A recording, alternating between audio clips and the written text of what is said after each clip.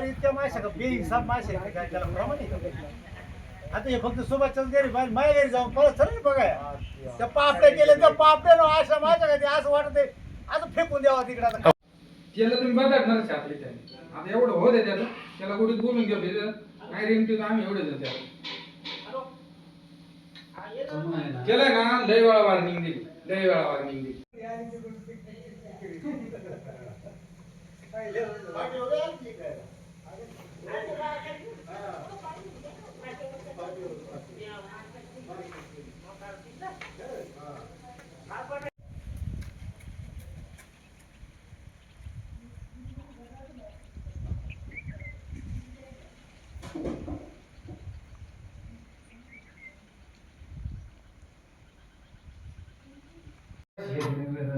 माऊलीतल्या घरात तिकडे सुद्धा मासे वावरात जर गेलं ना घास बीस असला ना अशा त्याच्यात सुद्धा माशा माझं कुठं नाही घरातच मासे असं नाही काय कुठेही जा मासे खंदर मग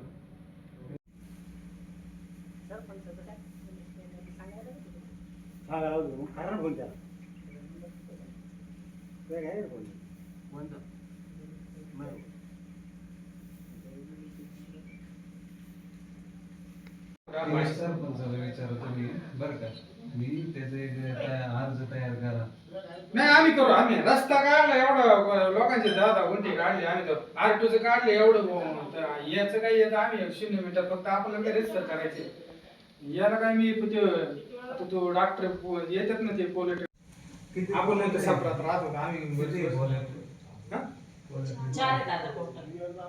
4 नाही 3 तिकडे पुढे 2 आहेत इथे पुढे 2 हा म्हणजे हा त्यांच्या 2 याच्या 2 याच्या 4 घर मशी माश्या त्याचे हो बाबा बाबा फार अशी पण जागच नाही ती काळी झाली ती कुठे काळी ना तो तुम्ही काय त्याच्यात तुम्हाला सांगितलं नाही पण खरोखर तुम्हाला सांगतो बोलले बिरला नसते घराच्या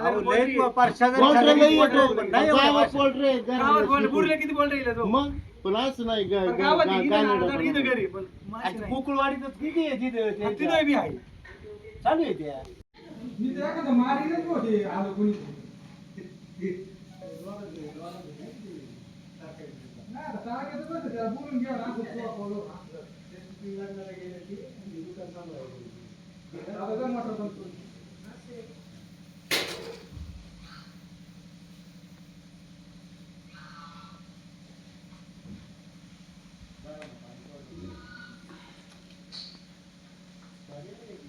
सतीश चंद्रकांत भुजबळ राहणार माऊली या ठिकाणी आज आम्ही सर्व ग्रामस्थ जमा झालेलो आहोत. मल्हारवाडी या ठिकाणी 3 पोल्ट्र्या या ठिकाणी आहेत. त्या पोल्ट्र्यांमुळे आम्हाला होणारा त्रास या ठिकाणी जे मासे आहेत त्या माशांनी भरपूर असा त्रास या ठिकाणी ग्रामस्थांना होत आहे. आम्ही नेहमी वारंवार पोल्ट्रीचे मालक आहेत त्यांना विनंती केल्या की याच्यावरती तुम्ही काहीतरी उपाययोजना या ठिकाणी करा, पण ते उडवडीचे उत्तरं देऊन पोल्ट्र्यांचा आहे त्याच पद्धतीने या ठिकाणी चालू आहे. माशांचा इतका सुळसुळाट झालेला आहे त्याच्यापासून आम्हाला सर्व ग्रामस्थ असतील माऊली परिसरामध्ये गोकुळवाडीचं मल्हारवाडी असेल या ठिकाणी इतका त्रास चालू आहे की त्याची दक्षता या ठिकाणी कोणताही पोल्ट्रीचा मालक जो आहे ते घेत नाहीत. त्यासाठी आम्ही या ठिकाणी ग्रामस्थ एकटलो आहोत. इथून पुढच्या काळामध्ये त्याची दक्षता घेणं गरजेचं आहे. वारंवार आम्ही त्यांना विनंती करून सुद्धा त्यांनी या ठिकाणी दक्षता घेतलेली नाही आहे. पुढील याच्यामध्ये आम्ही आता जे काही पुढील कारवाई होईल त्यासाठी आम्ही सर्व ग्रामस्थ एकत्र येऊन पुढची कारवाई करण्यास सक्षम राहू. माझं नाव सुभाष सीताराम आमू. मी माझा व्यवसाय गाडीधंदा आहे, पण मी घरी आल्यानंतर आहे ना तर मला आहे ना घरामध्ये अशी परिस्थिती माशांची पाहून आहे ना मला जेवणसुद्धा गेलं नाही आज. आणि इथून मागेसुद्धा मी वारंवार आहे ना त्यांना मी लय विनंती केली या गोष्टीबद्दल, कारण मी त्या पोल्ट्रीच्या अगदी थोडं जवळच राहतो मी. आणि त्या माशांमुळे ना मी आज माझ्या घरामध्ये मी सणसुद्धा साजरा केलेला नाही. आणि आज 30 लाखाचा मी बंगला बांधला आहे. मला त्या बंगल्याच्या बाहेर मला राहावं लागलं आज.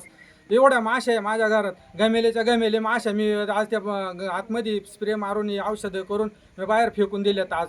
आणि एवढ्या माशांनी मला हातरास दिल्यामुळे ना मी ना एकदम माझी टोकाची भूमिका झालेली माझी ही गोष्ट. मला इथं पण राहावंसुद्धा वाटत नाही.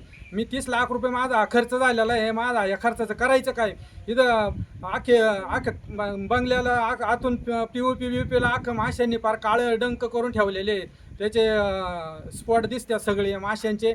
मी अक्षरशः नाही ह्या गोष्टीला मी ह्या ग्रामपंचायती सगळ्या लोकांना मी आता आज मी सगळ्यांना सांगितलंय व मी पार इथं आहे ना मी पार मला आत्महत्या करावं असं वाटू राहिले मला या गोष्टीचं. मला तळतळ आलेली या गोष्टीबद्दल. मी आज आहे ना माझी मंडळीसुद्धा आजारी पडली. शेजारचे बंडा गाडेकर त्यांनासुद्धा बोलावलं होतं. ते म्हणले मी एकदम आजारी 15 दिवस झाले. तसं म्हणलं कशाने आजारी पडले मामा? म्हणलं हे माशांनी आहे ना पार आम्हाला फार नको केलेले. घराच्या बाहेर येता येत नाही, कुठे जाता येत नाही. म्हणजे घराचे दरवाजे लावून ठेवायचे, आतमध्ये गरम होते मारणाचं. ह्या घरातली लोकंसुद्धा वैतागलेत. मग आम्ही कवर दरवाजे बंद करून राहायचं. ह्या गोष्टीला आम्ही अक्षरशः फार कंटाळलेलो आहे. जेवणाची सुद्धा आहे ना आम्हाला फार एवढी इच्छा उडालेली माझी. आता मी 24 तासातून फक्त 2-4 तास कवयनं मी घरामध्ये येतोय, पण मला आहे ना घरात सुद्धा राहावं वाटत नाही. या घरामध्ये इतक्या माशा झालेल्या आहे.